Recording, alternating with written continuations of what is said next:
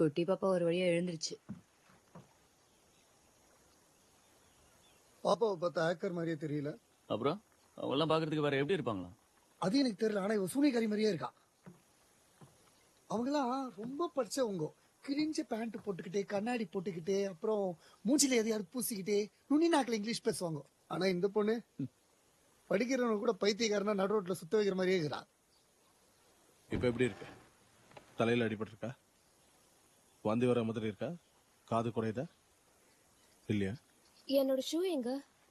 நீ கீழே விழும்போது அது பறந்துருச்சு. நான் சொன்ன மாதிரி உனக்கு ஏதாவது ஆச்சுன்னா என்கிட்ட சொல்லு, ஓகே?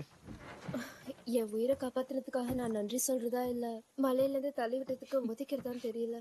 நன்றி சொல்ல போறியா இல்ல எங்களை உதைக்க போறியா? அந்த டிவைஸ் எங்க வச்சிருக்கேன்னு சொல்றியா?